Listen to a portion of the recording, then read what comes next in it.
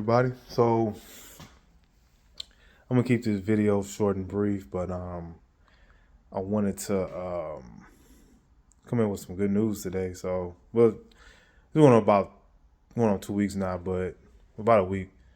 Ended up picking up another car, and it's a project car I'm adding to the channel, but also something that I'm turning into like a little project daily. Trying to make a fun daily out of it. This is a platform I've been around for a while. Guys that know me, that's where my original car enthusiasm came from, which was with this model here. The model I had was considered one of the most love-hate relationship platforms ever. Easy to make power on. It's a German platform. No, I'm not even gonna play the guessing games. Ended up picking up an E90. Now this one is the N52. Yeah. I didn't want to go back N54 again. I'm sorry. Just not right now. Probably not for a while, but I chose N52 because I know I'll be doing a lot of research, a lot of information on this platform. Especially me knowing the platform so well, me still owning a E70 X5 diesel, me owning two, I had a single turbo 335i on 3 single turbo kit that I did myself. I think with that one the highest I made was like 480 to the wheel.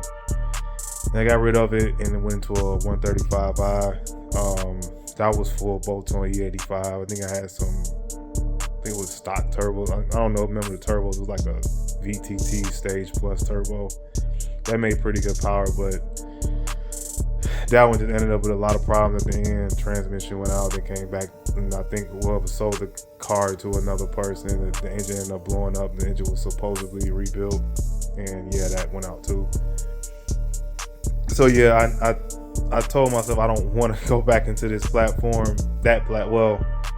I didn't want to go back into the N54 platform, but I love the E90 chassis. I just think the E90 chassis is one of the best all-around chassis around. You can make it into a daily, you can make it into a sports car, you can make it into a track car. It's like it got a whole LS swap kit for it now. It's so many avenues you go to the E90 platform and it's just such a sturdy, strong platform. Now, granted, it's not an E40, 60, 36, they're lightweight. They're not drift missiles or whatever. I just feel like they're just a really good all-around, just great platform, not for anything. Another reason I got this was I've been dailying the vet since I moved to Texas back in November last year. So it's time to get a better break, time for me to get this up and running. I want to start doing some modifications to the vet, something for the channel as well, some more content. Planning just to, just do a simple with the vet, just headers cam and tune setup on that, and see where that takes me for now. But let's get into this though. So backstory on this E90. Decided to get one. I was looking on Facebook Marketplace. This one popped up. I saw him. I was planning to spend budget like $3,000 on a car, but I saw this one originally popped up for $3,900. This was like 2-3 weeks ago. I was looking on Fart Marketplace, and then they said a price change happened. So the guy dropped it to $1,500. I'm like, oh, okay. Saw it looked clean. I'm like, I hit him up. I said, you still got it? And I saw in the ad it said does not start, may need a fuel pump filter or something like that. So I hit the guy up. I was like, hey, I said, what's the lowest you would take? Because the thing is, and he said the fuel tank, it might be the fuel pump, it could be something else. I don't know. He said, what was the best you can offer? And I said, the best I can do was $1,000 because I'm taking a risk. I don't know what this car can have done, what can be wrong with it. And he said the lowest I was gonna go was $1,200, but if you're gonna get it towed, I'll knock another $200 off. I said, okay, cool. I'm going to pretty much, I was at work, went on my lunch break, went to look at the car, gave him the money, and got it towed back to my house later on that night. Now, this is when one, my BMW past of troubleshooting BMWs come into play, but also my electrical troubleshooting comes into play. Got the car, and this is what I shouldn't have done, is always, when you troubleshoot, always start with your own mindset. Don't go off on somebody else say sometimes, because end up not even being anything with the fuel pump. I swapped in a not a Walbro, but a Kenso 340 low pressure fuel pump and made my own bucket like I used to do back in the day. So I just threw that in, only $40, but that wasn't the problem. The fuel pump worked fine. So later on, I started looking at other things, checking at the fuses. Did some research on the forum, and I found out that this fuse here, which is one of the DME motorbox fuses, kept blowing. Now the codes I was getting originally, camshaft, valve inlet, outlet, and coolant pump, and pretty much pretty much no signal, like it wasn't getting any power. So then that's when I said, let me look at the circuit, trace it down, do some research. I found out that fuse was popped. So I said, okay, cool. So we got it narrowed down. So what I did was I started checking out the wiring. It said wiring from the wiring to the vinyl inlet, vinyl outlet, and then those look fine. Check the resistance okay, but until I got down to the water pump. I got to the water pump, jacked the car up, pulled the water pump socket out, water, coolant just flew out of it. Like, it just was dripping out of it. I just knew that was it. As soon as I unplugged it, went to start, change the fuse, started the car up, car started right up, running. It was rough, needs a tune up, but it was, I put a new coil in, smooth, it rolled smooth. I'm like, okay, cool. Now, what caused that water pump ingress issue with the connector? So first, let me show y'all this. This is the old water pump connector I took apart. It pretty much was damn near on fire.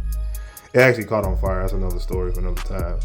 But pretty much what's going on is, I guess when the water ingressed into the connector, it caused a short. Pin 1 is the power. That's the constant power that comes to this plug. Pin 2 is the signal power. So pretty much when the ignition was off, it was fine. It didn't short and pop a fuse, whatever. As soon as you cut the ignition power on, 2 and 1 would short together and would cause it to overheat. Cause it to short together, get hot, turn to a damn toaster pretty much, and melt itself. I bought a water pump thinking that was the problem. Thank goodness it didn't happen. Thank God it didn't happen. Found out it wasn't the water pump originally. I thought maybe the water pump inside the water pump was shorting, but it really wasn't the water. The water pump was okay. So I ended up buying a new water pump, plugged that in. It did the same thing. They want to start, but then I started to see it was starting to get hot. Thank God I called it time, because the first water pump caught on fire.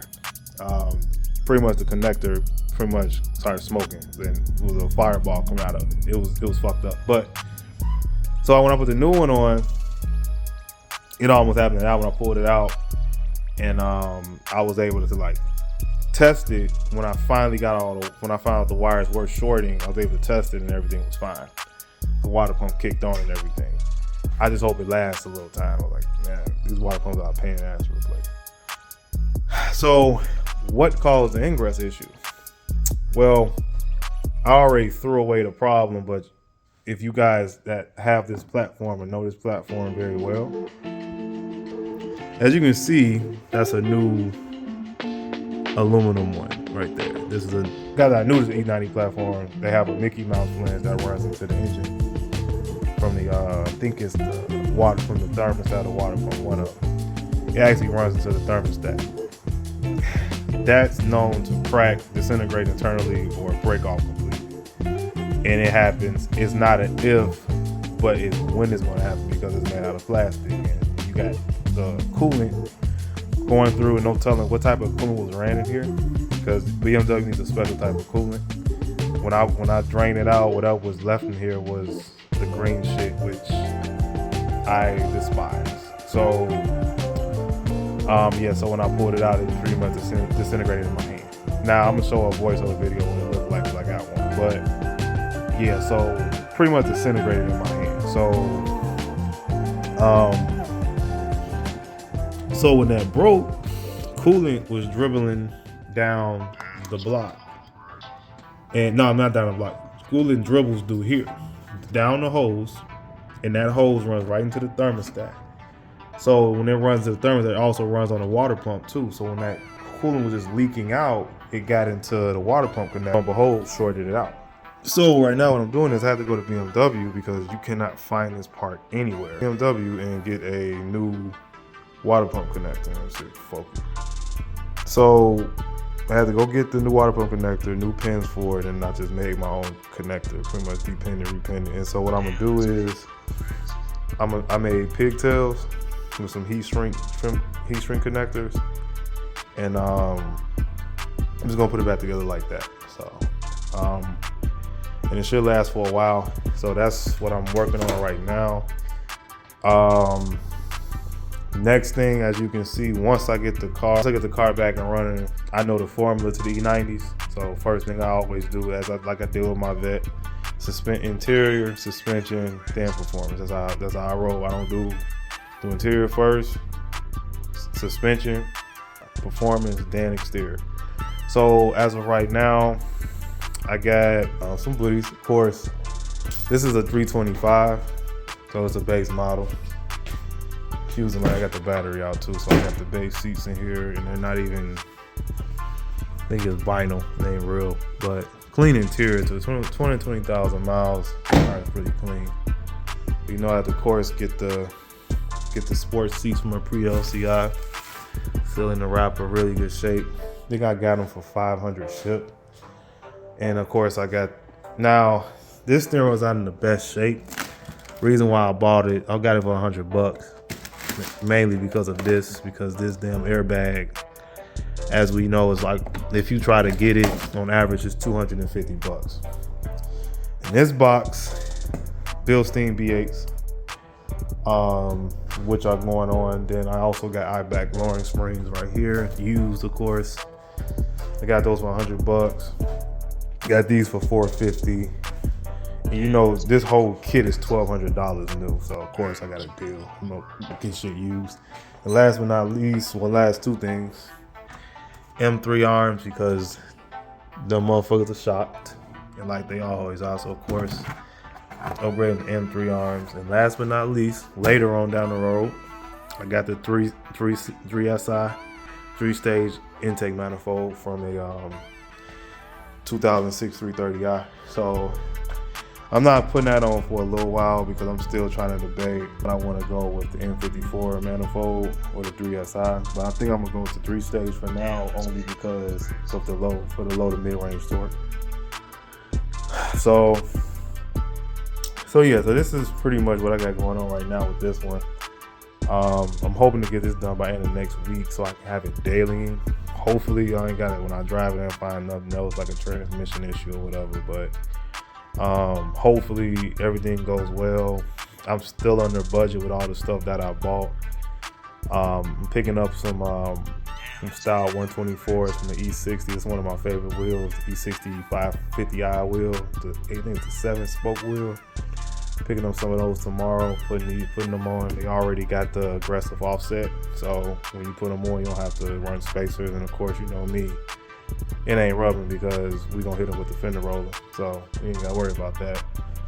Ain't worry with no tires cutting or rubbing with me. So yeah, so I just wanted to give you guys a little, ain't a brief video, but this is what I got going on. I'm gonna have more vet content coming soon, but this is something I like. I love this platform. Like I said, I love the vet, but this platform has always been my first love. I'm kind of glad to be back in it. I'm kind of glad I got it cheap, but it's something I can build and grow on. So we'll see, guys. I'm gonna keep you guys posted on everything. Oh, shout out, last but not least, man, shout out to Raymond Scott. Check out his channel, Raymond M52. He the guy that kind of got me back into it because he used to be in the M54 scene too. Like me, we love the platform, but we couldn't deal with the M54s anymore. It's a lot of work, man. They make power, but man, I don't want another one. Especially after having LS, see what they do. I don't know if I can deal with that for a power car, really. I really just had this as a fun ass daily. That's what I'm trying to make it. So, yeah, so Don here checking out.